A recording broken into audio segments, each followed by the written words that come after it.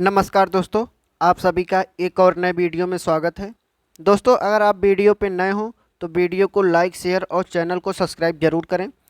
दोस्तों, इस वीडियो में हम आपको बायोलॉजी के मोस्ट इम्पॉर्टेंट क्वेश्चन के बारे में डिस्कशन करने वाले हैं, जो कि सभी परीक्षाओं के लिए अत्यंत महत्वपूर्ण प्रश्न होंगे। तो आइए देखते हैं क्या है प्रश्न। पहला प्रश्न है, पाचक में सहायक होता है। तो दोस्तों, पाचक में पित्तरस, जठर रस, अग्नाशय रस, ये सभी सहायक होते हैं, अर्थात इसका ऑप्शन डी सही हो जाएगा, इनमें से सभी। दोस्तों, पाचन वह क्रिया है जिसमें भोजन को यांत्रिकी और रासायनिक रूप से छोटे छोटे घटकों में विभाजित कर दिया जाता है ताकि उन्हें रक्त धारा में अवशोषित किया जा सके। अगला प्रश्न है, शरीर के किस भाग में पित्त का निर्माण होता है। तो दोस्तों, शरीर में पित्त का निर्माण यकृत में होता है। दोस्तों, पित्त रस का निर्माण यकृत के हिपोटोसाइटस द्वारा होता है।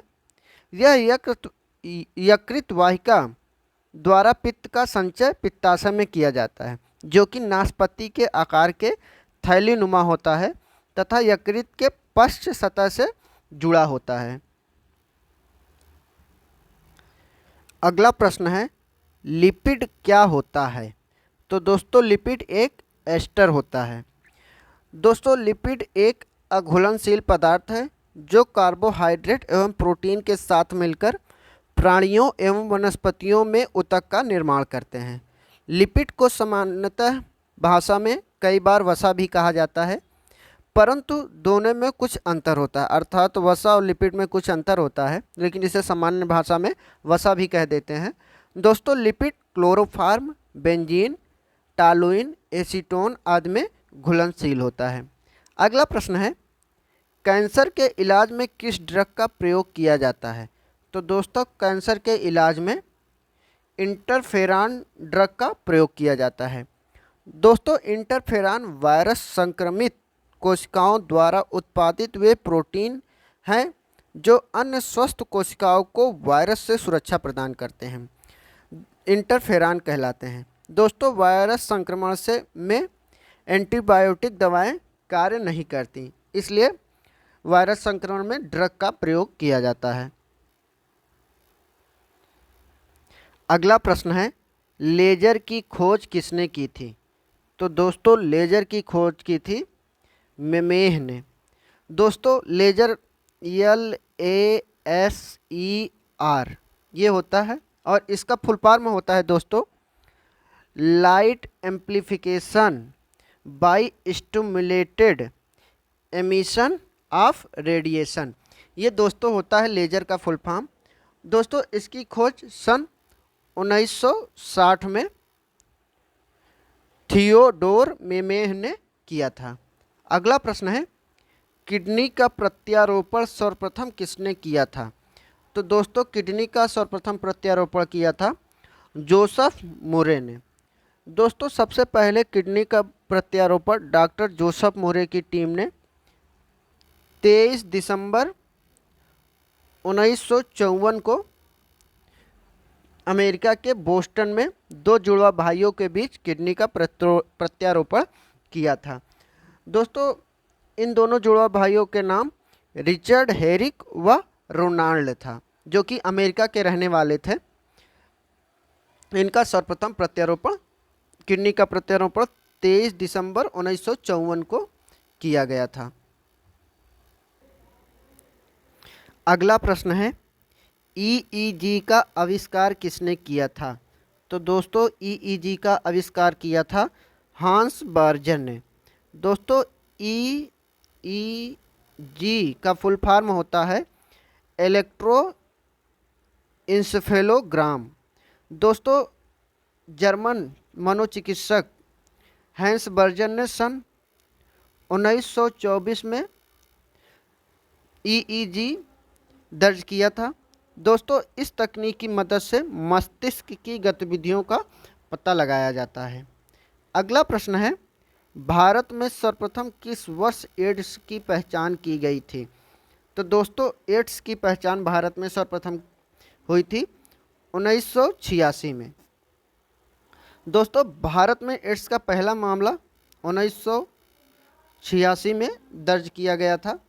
WHO के मुताबिक एड्स का पहला मामला 1981 में किसानसा शहर, जो कि डेमोक्रेटिक रिपब्लिक ऑफ कांगो की राजधानी है, में एड्स का पहला मामला दर्ज किया गया था।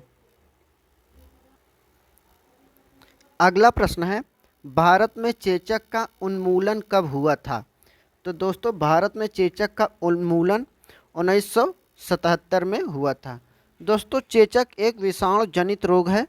यह एक संक्रमण बीमारी है जो 2 वायरस के कारण होता है। भारत में इसका उन्मूलन 1977 में हो गया था। उन्मूलन मतलब दोस्तों खात्मा अर्थात समाप्त। अगला प्रश्न है, फ्लू किसके द्वारा होता है? तो दोस्तों फ्लू होता है विषाणु के द्वारा। दोस्तों विषाणु अकोशिकीय अति सूक्ष्म जीव हैं जो केवल जीवित कोशिका में ही वंश वृद्धि कर सकते हैं। दोस्तों ये नाभिकीय अम्ल और प्रोटीन से मिलकर गठित होते हैं। शरीर के बाहर ये मृत समान होते हैं, अर्थात अगर ये शरीर के बाहर हैं, किसी कोशिका में नहीं है, तो ये मृत समान होते हैं, परंतु शरीर के अंदर जीवित हो जाते हैं। इन्हें क्रिस्टल के रूप में इकट्ठा किया जा सकता है। अगला प्रश्न है, मानव मस्तिष्क का सबसे बड़ा भाग होता है? तो दोस्तों मानव मस्तिष्क का सबसे बड़ा भाग होता है सेरिब्रम। दोस्तों सेरिब्रम मानव मस्तिष्क का सबसे बड़ा हिस्सा होता है। दोस्तों मनुष्य और अन्य कोश के अन्य कैसेरुओं में सेरिब्रम मस्तिष्क का मुख्य भाग होता है। यह कपालीय गुहा के ऊपरी हिस्से में स्थित होता है, जो कि खोपड़ी के शीर्ष के अंदर एक जगह पे स्थित होता है। अगला प्रश्न है, मांस, अंडा एवं दूध किसका प्रमुख स्रोत होते हैं? तो दोस्तों मांस, अंडा एवं दूध प्रोटीन का प्रमुख स्रोत होते हैं। दोस्तों प्रोटीन मानव शरीर के लिए आवश्यक पोषक तत्व है। वे शरीर के ऊतकों के निर्माण खंडों में सहायक होते हैं और ईंधन स्रोत के रूप में भी काम करते हैं। दोस्तों ईंधन के रूप में प्रोटीन कार्बोहाइड्रेट के रूप में अधिक ऊर्जा घनत्व प्रदान करते हैं। अगला प्रश्न है, मनुष्य के शरीर में पसलियों की संख्या कितनी होती है? तो दोस्तों मनुष्य के शरीर में पसलियों की संख्या होती है 24, जिसमें से दोस्तों 12 दाएं तरफ होती हैं और 12 बाएं तरफ होती हैं, अर्थात 12-12 24 पसलियाँ मनुष्य के शरीर में पाई जाती हैं। अगला प्रश्न है, विश्व वन्य दिवस कब मनाया जाता है? तो दोस्तों विश्व वन्य दिवस मनाया जाता है 21 मार्च को। दोस्तों वनों के महत्व को बताने और इसके संरक्षण के प्रति लोगों को जागरूक करने के मकसद से 21 मार्च को विश्व वन्य दिवस दुनिया भर में मनाया जाता है। दोस्तों इस बार की थीम है वन और टिकाऊ उत्पादन एवं खपत। ये दोस्तों 2022 के लिए विश्व वन्य दिवस का थीम है। अगला प्रश्न है, ल्यूकेमिया किसके कारण होता है? तो दोस्तों ल्यूकेमिया SR19 के कारण होता है। दोस्तों ल्यूकेमिया बोन मैरो यानी अस्थि मज्जा में शुरू होता है और इसका कारण श्वेत रक्त कोशिकाओं का असामान्य होना है। यह ब्लड कैंसर का सबसे सामान्य लक्षण होता है। क्या दोस्तों? ल्यूकेमिया जो होता है वह ब्लड कैंसर का सबसे सामान्य लक्षण होता है। अगला प्रश्न है, हृदय रोगियों को क्या चीज़ ज़्यादा नहीं लेना चाहिए? तो दोस्तों जो हृदय रोगी होते हैं उन्हें वसा अर्थात वसा को ज़्यादा नहीं लेना चाहिए, क्योंकि यह ज़्यादा चिकना होता है और चिकना चीज़ हृदय रोगियों के लिए अत्यंत ही घातक होता है। इसलिए हृदय रोगियों को वसा बहुत ही कम मात्रा में लेना चाहिए। अगला प्रश्न है, मनुष्य के जीवन काल में कितने दांत 2 बार विकसित होते हैं? तो दोस्तों मनुष्य के जीवन काल में 20 दांत 2 बार विकसित होते हैं। दोस्तों मानव समेत अधिकांश स्तनधारियों में दांतों की संख्या निश्चित होती है, जैसा कि मनुष्य के दांतों की संख्या 32 होती है। अर्थात एक स्वस्थ मनुष्य के में 32 दांत होते हैं। इनमें से अस्थायी और स्थायी दांत पाए जाते हैं। दोस्तों मानव में अस्थायी दांतों में 4 कृंतक, 4 रत्नक और 8 चर्वणक दांत सम्मिलित होते हैं। अगला प्रश्न है, इंसुलिन प्राप्त होता है। तो दोस्तों जो इंसुलिन है वो डालिया की जड़ों से प्राप्त होता है। दोस्तों डालिया एक पौधा होता है, उसकी जड़ों से इंसुलिन प्राप्त होता है। दोस्तों इंसुलिन पौधे का रासायनिक नाम कोक्टस पिक्टस है। यह डायबिटीज़ के लिए रामबाण है। इसकी पत्ती का स्वाद खट्टा होता है और कंद का आकार अदरक की तरह होता है। कंद का सूप बनाकर पीने से कई तरह की बीमारियों से छुटकारा मिलता है। अगला प्रश्न है, निषेचन की क्रिया कहाँ पर होती है।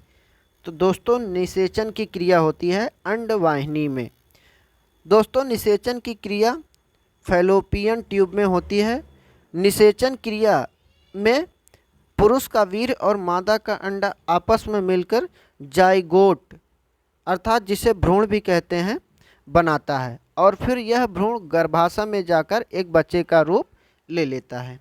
अगला प्रश्न है, मानव के शरीर में सबसे प्रचुर मात्रा में मौजूद तत्व कौन सा है। तो दोस्तों मानव के शरीर में सबसे प्रचुर मात्रा में मौजूद तत्व होता है ऑक्सीजन। दोस्तों मानव शरीर में सबसे प्रचुर तत्व ऑक्सीजन है।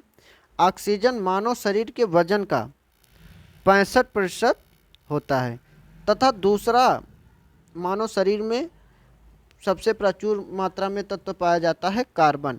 दोस्तों यह मनुष्य के वजन का लगभग 18% होता है। अगला प्रश्न है, जब कोई व्यक्ति सोता है तो उसके रक्तचाप में क्या परिवर्तन आता है। दोस्तों जब व्यक्ति सोता है तो उसके रक्तचाप में अर्थात उसका ब्लड प्रेशर घटता है। अगला प्रश्न है, मानव शरीर में यूरिया की अधिकतम मात्रा पाई जाती है। तो दोस्तों मानव शरीर में यूरिया की अधिकतम मात्रा मूत्र में पाई जाती है। दोस्तों हम सभी के शरीर में यूरिया होता है। ये शरीर में प्रोटीन के चयापचय के दौरान बनता है। दरअसल आपका लीवर आपके भोजन में प्रोटीन को तोड़ता है और ऐसा करते समय यह ब्लड यूरिया और नाइट्रोजन बनाता है। अगला प्रश्न है, कौन सा विटामिन अंडे में बिल्कुल नहीं पाया जाता है। तो दोस्तों अंडे में विटामिन सी बिल्कुल नहीं पाया जाता है। दोस्तों अंडा प्रोटीन का एक उच्च गुणवत्ता वाला स्रोत है जिसमें कार्बोहाइड्रेटेड और विटामिन सी को छोड़कर विटामिन ए, ई और B12 की मात्रा उच्च होती है। अर्थात अंडे में विटामिन ए, विटामिन ई और B12 अधिक मात्रा में पाया जाता है, परंतु विटामिन सी अंडे में बिल्कुल नहीं पाया जाता है। अगला प्रश्न है, मानव मूत्र से सामान्यतः किस विटामिन का उत्सर्जन होता है। तो दोस्तों मानव मूत्र में सामान्यतः विटामिन सी का उत्सर्जन होता है। दोस्तों अगर वीडियो अच्छा लगा हो तो वीडियो को लाइक, शेयर और चैनल को सब्सक्राइब जरूर करें। धन्यवाद।